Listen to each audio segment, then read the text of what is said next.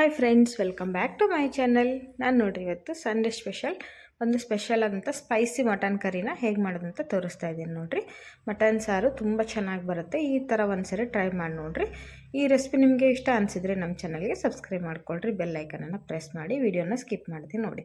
ಇಲ್ಲಿ ನಾನು 1 kg ಅಷ್ಟು ಮಟನನ್ನು ವಾಶ್ ಮಾಡಿ ತೊಗೊಂಡಿದ್ದೀನಿ 2-3 ಸರಿ. ಇಲ್ಲಿ ಕೊತ್ತಂಬರಿ ಸೊಪ್ಪು, ಪುದೀನ ಮತ್ತು ಶುಂಠಿ, ಬೆಳ್ಳುಳ್ಳಿ, ಟೊಮ್ಯಾಟೊ ಮತ್ತು ಉಳ್ಳಾಗಡ್ಡಿನ ತೊಗೊಂಡಿದ್ದೀನಿ. ಇಲ್ಲಿ ನಾನು 3 ಟೊಮ್ಯಾಟೊ ತೊಗೊಂಡಿದ್ದೀನಿ, 2 ಉಳ್ಳಾಗಡ್ಡಿನ ಈ ಥರ ದಪ್ಪಗೆ ಕಟ್ ಮಾಡಿ ತೊಗೊಂಡಿದ್ದೀನಿ. ಇಲ್ಲಿ ನೋಡಿರಿ, ಸ್ವಲ್ಪ ಮೆಂತ್ಯ ಸೊಪ್ಪನ್ನು ಸಹಿತ ಸೇರಿಸ್ತಾ ಇದ್ದೀನಿ. ಇದಕ್ಕೆ ಮೆಂತ್ಯ ಸೊಪ್ಪು ಹಾಕೋದ್ರಿಂದನೂ ತುಂಬ ಚೆನ್ನಾಗಿ ಟೇಸ್ಟ್ ಕೊಡುತ್ತೆ. ಆಮೇಲೆ ಅದರ ಪರಿಮಳ ತುಂಬ ಚೆನ್ನಾಗಿ ಬರುತ್ತೆ ನೋಡಿರಿ ಒಗ್ಗರಣೆಯಲ್ಲಿ ಹಾಕಬೇಕಾದ್ರೆ. ಬನ್ನಿ ಹಾಗಾದರೆ ಹೇಗೆ ಮಾಡೋದು ಅಂತ ನೋಡ್ಕೊಳ್ರಿ. ಇಲ್ಲಿ ನಾನು ಒಂದು ಕಡಾಯಿನ ಬಿಸಿ ಮಾಡೋಕ್ಕಿಟ್ಟಿದ್ದೀನಿ. ಈಗ ಮಸಾಲನ ನಾವು ರೆಡಿ ಮಾಡ್ಕೊಳ್ಳೋಣ. 1-2 ಸ್ಪೂನಷ್ಟು ಎಣ್ಣೆನ ಹಾಕ್ರಿ. ಎಣ್ಣೆ ಚೆನ್ನಾಗಿ ಬಿಸಿ ಆಗಲಿ.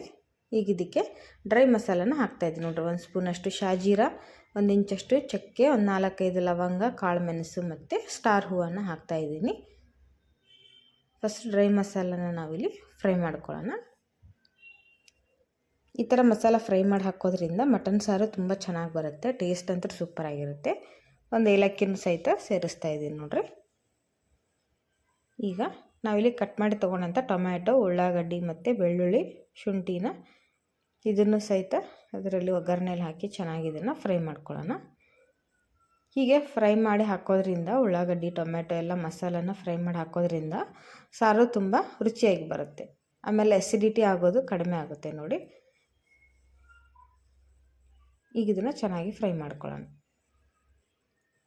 ನೋಡಿ. ಎಣ್ಣೆಯಲ್ಲಿ ಚೆನ್ನಾಗಿ ಹುರ್ಕೊಳ್ರಿ ಉಳ್ಳಾಗಡ್ಡಿನ. ಜಾಸ್ತಿ ಹೊತ್ತು ಫ್ರೈ ಆಗಬೇಕು ಅಂತೇನಿಲ್ಲ, ಸ್ವಲ್ಪ ಫ್ರೈ ಆದರೆ ಸಾಕು ನೋಡಿರಿ. ಅದು ಉಳ್ಳಾಗಡ್ಡಿದು ಏನು ಹಸಿ ವಾಸನೆ ಇರುತ್ತೋ ಅದೆಲ್ಲ ಹೋದರೆ ಸಾಕು. ಇದರಲ್ಲಿ ನಾನು ಶುಂಠಿ ಬೆಳ್ಳುಳ್ಳಿನ ಹಾಕ್ತಾಯಿದ್ದೀನಿ. 3 ಗೆಡ್ಡೆ ಬೆಳ್ಳುಳ್ಳಿ, 1-2 ಇಂಚಷ್ಟು ಶುಂಠಿನ ತೊಗೊಂಡಿದ್ದೀನಿ. ಬೆಳ್ಳುಳ್ಳಿ ಸ್ವಲ್ಪ ಜಾಸ್ತಿ ಪ್ರಮಾಣದಲ್ಲಿ ಹಾಕಿದರೆ ಟೇಸ್ಟ್ ಚೆನ್ನಾಗಿರುತ್ತೆ ನೋಡಿರಿ. ಇದೆಲ್ಲ ಸ್ವಲ್ಪ ಹಸಿ ವಾಸನೆ ಹೋಗೋವರೆಗೂ ಹುರ್ಕೊಳ್ರಿ ಚೆನ್ನಾಗಿ. ಈಗ ಇದಕ್ಕೆ ಕಟ್ ಮಾಡಿ ತೊಗೊಂಡಂಥ 3 ಟೊಮ್ಯಾಟೋನ ಹಾಕ್ತಾಯಿದ್ದೀನಿ. ಇದನ್ನು ಸಹಿತ ಚೆನ್ನಾಗಿ ಹುರ್ಕೊಳ್ರಿ.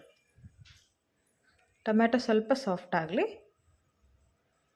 ಅಷ್ಟು ಹುರಿದ್ರೆ ಸಾಕು ನೋಡ್ರಿ. ಇಲ್ಲಿ ಈಗ ಇದು ಹುರಿದಿದೆ ಚೆನ್ನಾಗಿ. ಸ್ವಲ್ಪ ಇದನ್ನು ಪ್ಲೇಟಿಗೆ ತೆಗೆದು ತಣ್ಣಗಾಗೋಕ್ಕೆ ಬಿಡೋಣ. ಕಂಪ್ಲೀಟಾಗಿ ತಣ್ಣಗಾಗಬೇಕು. ಆವಾಗ ನಾವು ಜಾರಿಗೆ ಹಾಕಿದರೆ ಮಸಾಲ ಚೆನ್ನಾಗಿ ಬರುತ್ತೆ. ಇಷ್ಟು ಹುರಿದ್ರೆ ಸಾಕು ನೋಡ್ರಿ. ತುಂಬ ಕಲರ್ ಚೇಂಜ್ ಆಗೋವರೆಗೂ ಹುರಿಬೇಕು ಅನ್ನೋದೇನಿಲ್ಲ.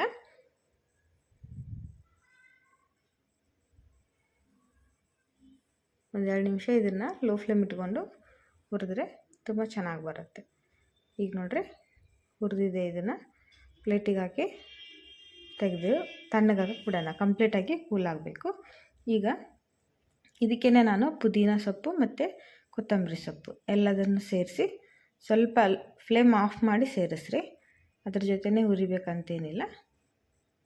ಫ್ಲೇಮ್ ಆಫ್ ಮಾಡಿ ಲಾಸ್ಟಲ್ಲಿ ಪುದೀನ ಮತ್ತು ಕೊತ್ತಂಬರಿ ಸೊಪ್ಪನ್ನು ಹಾಕಿರಿ. ಯಾಕೆಂದರೆ ಅದು ಕೂಡ ಚೆನ್ನಾಗಿ ಫ್ರೈ ಆಗಬೇಕಂತೇನಿಲ್ಲ. ಇರೋ ಬಿಸಿನಲ್ಲೇ ಅದು ಚೆನ್ನಾಗಿ ಫ್ರೈ ಆಗುತ್ತೆ. ಅಷ್ಟೇ ಬಿಸಿಯಲ್ಲೇ ಹುರ್ಕೊಂಬಿಡ್ರಿ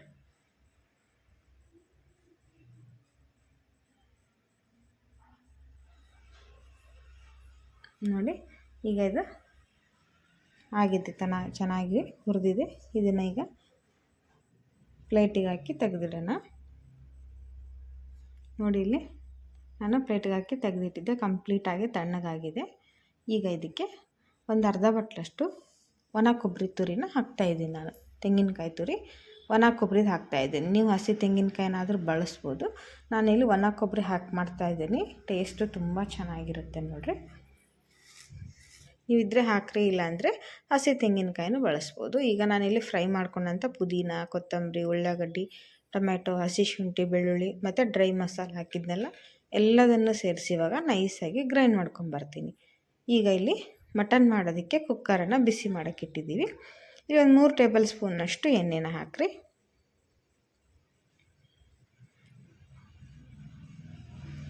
ಮಟನ್ ಸಾರಿಗೆ ನೋಡಿರಿ, ಅದರಲ್ಲಿ ಸ್ವಲ್ಪ ಕೊಬ್ಬಿನಂಶ ಇರುತ್ತೆ. ಹಾಗಾಗಿ ಜಾಸ್ತಿ ಎಣ್ಣೆ ಹಾಕಬೇಕು ಅಂತೇನಿಲ್ಲ. 1-2-3 ಟೇಬಲ್ ಸ್ಪೂನ್ ಆದರೆ ಸಾಕು.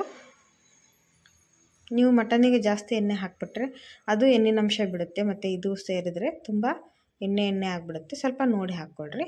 ಈಗ ಇಲ್ಲಿ ಒಗ್ಗರಣೆಗೆ ನಾನು ಉಳ್ಳಾಗಡ್ಡಿ, ಹಸಿಮೆಣಸಿನ್ಕಾಯಿ ಮತ್ತು ಮೆಂತ್ಯ ಸೊಪ್ಪನ್ನು ಹಾಕ್ತಾಯಿದ್ದೀನಿ.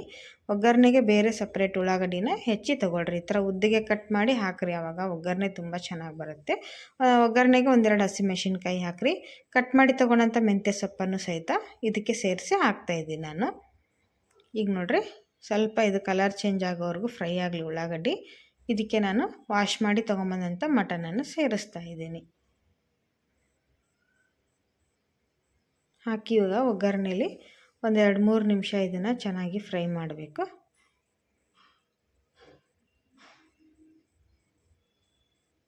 ಹಾಕಿದ ತಕ್ಷಣ ಚೆನ್ನಾಗಿ ಫ್ರೈ ಆಗೋದಿಲ್ಲ, 1-2 ನಿಮಿಷ ಬಿಡ್ರಿ.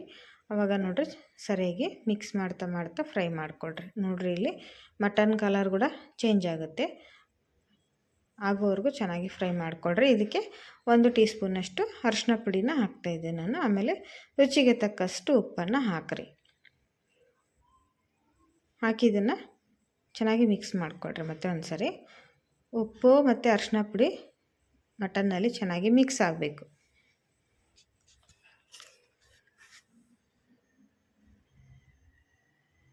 ಫುಲ್ ಒಗ್ಗರಣೆಯಲ್ಲಿ ಮಟನನ್ನು ಚೆನ್ನಾಗಿ ಫ್ರೈ ಮಾಡಿಕೊಳ್ರಿ. ಈಗ ನೋಡಿರಿ ಸರಿಯಾಗಿ ಫ್ರೈ ಆಗಿದೆ. 1-5 ನಿಮಿಷ ಚೆನ್ನಾಗಿ ಫ್ರೈ ಮಾಡಿಕೊಂಡ್ರೆ ನೋಡಿರಿ ರೆಡಿ ಆಗುತ್ತೆ. ಈಗ ನಾನಿಲ್ಲಿ ಗ್ರೈಂಡ್ ಮಾಡಿ ತೊಗೊಂಡಂಥ ಮಸಾಲನ ಹಾಕ್ತಾಯಿದ್ದೀನಿ. ನಾನು ಆಗಲೇನು ಫ್ರೈ ಮಾಡಿ ಅದಕ್ಕೆ ಕೊಬ್ಬರಿ ಎಲ್ಲ ಸೇರಿಸಿ ನಾನು ಗ್ರೈಂಡ್ ಮಾಡಿ ತೊಗೊಂಬಂದಿದ್ದೆಲ್ಲ ಅದನ್ನು ಇವಾಗ ಇಲ್ಲಿ ಹಾಕ್ತಾಯಿದ್ದೀನಿ ನೋಡಿರಿ. ಹಾಕಿ ಇದು ಏನು ಹಸಿ ಸ್ಮೆಲ್ ಹೋಗೋವರೆಗೂ ಚೆನ್ನಾಗಿ ಮಸಾಲೆನ ಫ್ರೈ ಮಾಡಿಕೊಳ್ರಿ. ನಾವು ಆಲ್ರೆಡಿ ಹುರಿದು ಹಾಕಿದ್ದೀವಿ, ಸ್ವಲ್ಪ ಅದು ಹಸಿ ವಾಸನೆ ಹೋಗೋವರೆಗೂ ಚೆನ್ನಾಗಿ 1-2 ನಿಮಿಷ ಫ್ರೈ ಮಾಡಿದರೆ ಸಾಕು. ತುಂಬ ಹೊತ್ತು ಫ್ರೈ ಮಾಡೋ ಅವಶ್ಯಕತೆ ಇರೋದಿಲ್ಲ. 1-2 ನಿಮಿಷ ಕುದೀಲಿ. ಇದು ಮಸಾಲೆ ಜೊತೆ ಮಟನ್ ಕುದ್ರೆ ಟೇಸ್ಟ್ ಚೆನ್ನಾಗಿರುತ್ತೆ ನೋಡಿರಿ. ಈಗ ಇದಕ್ಕೆ 1-2 ಟೀ ಸ್ಪೂನಷ್ಟು ಖಾರದ ಪುಡಿನ ಹಾಕ್ತಾಯಿದ್ದೀನಿ. ನಿಮಗೆ ಖಾರಕ್ಕೆ ಎಷ್ಟು ಬೇಕು ನೋಡ್ರಿ ಅಷ್ಟು ಹಾಕಿರಿ. ನಾನಿಲ್ಲಿ ದೊಡ್ಡ ಟೀ ಸ್ಪೂನಲ್ಲಿ 3 ಟೇಬಲ್ ಸ್ಪೂನಷ್ಟು ಖಾರದ ಪುಡಿನ ಹಾಕಿದೆ. ಸ್ವಲ್ಪ ಸ್ಪೈಸಿಯಾಗಿದ್ದರೆ ಮಟನ್ ಚೆನ್ನಾಗಿರುತ್ತೆ, ಯಾಕಂದರೆ ಸಪ್ಪೆ ಇದ್ದರೆ ಮಟನ್ ತಿನ್ನೋಕ್ಕಾಗೋದಿಲ್ಲ. ಇಲ್ಲಿ ನೋಡಿ ಖಾರದ ಪುಡಿ ಸೇರಿಸಿದ ಇದನ್ನು ಸಹಿತ ಮಸಾಲೆ ಜೊತೆ ಚೆನ್ನಾಗಿ ಮಿಕ್ಸ್ ಮಾಡಿಕೊಡ್ರಿ. ಈಗ ಮತ್ತೆ 1-2 ನಿಮಿಷ ಫ್ರೈ ಆಗಲಿ ಚೆನ್ನಾಗಿ. ನೋಡಿರಿ ಮಸಾಲ ಜೊತೆ ಮಟನ್ನು 1-5 ನಿಮಿಷ ಆದರೂ ಚೆನ್ನಾಗಿ ಕುದಿಬೇಕು. ಅವಾಗ ಏನಾಗುತ್ತೆ, ಮಟನ್ ಸಪ್ಪೆ ಆಗೋದಿಲ್ಲ, ತುಂಬ ಚೆನ್ನಾಗಿ ಮಸಾಲ ಉಪ್ಪು ಖಾರ ಎಲ್ಲ ಹೀರ್ಕೊಂಡಿರುತ್ತೆ. ಆವಾಗ ತಿನ್ನಬೇಕಾದ್ರೆ ತುಂಬ ಚೆನ್ನಾಗಿ ಟೇಸ್ಟ್ ಬರುತ್ತೆ. ಇಲ್ಲಿ ನೋಡಿರಿ ನಿಮಗೆ ಇಲ್ಲಿ ನಾನು 1 ಸ್ಪೂನಷ್ಟು ಧನಿಯಾ ಪುಡಿ, 1 ಸ್ಪೂನಷ್ಟು ಗರಂ ಮಸಾಲಾನ ಹಾಕ್ತಾಯಿದ್ದೀನಿ. ಹಾಕಿ ಇದನ್ನು ಮಿಕ್ಸ್ ಮಾಡಿರಿ. ನಾವು ಆಲ್ರೆಡಿ ಡ್ರೈ ಮಸಾಲೆ ಎಲ್ಲ ಹಾಕಿರ್ತೀವಿ. ಸ್ವಲ್ಪ 1 ಸ್ಪೂನಷ್ಟು ಗರಂ ಮಸಾಲ ಹಾಕಿದರೆ ನೋಡಿರಿ ಫ್ಲೇವರ್ ತುಂಬ ಚೆನ್ನಾಗಿ ಬರುತ್ತೆ. ಈಗ ಇದನ್ನು ಚೆನ್ನಾಗಿ ಮಿಕ್ಸ್ ಮಾಡಿಕೊಂಡು ನಿಮಗೆ ಸಾರಿಗೆ ಅಂದರೆ ಗ್ರೇವಿಗೆ ಎಷ್ಟು ನೀರು ಬೇಕೋ ಅಷ್ಟು ನೀರನ್ನು ಕನ್ಸಿಸ್ಟೆನ್ಸಿ ನೋಡಿಕೊಂಡು ಆ್ಯಡ್ ಮಾಡಿಕೊಳ್ರಿ. ಮಟನ್ ಬೇಯೋದಕ್ಕೆ ಎಷ್ಟು ಬೇಕೋ ಅಷ್ಟು ಹಾಕಿರಿ.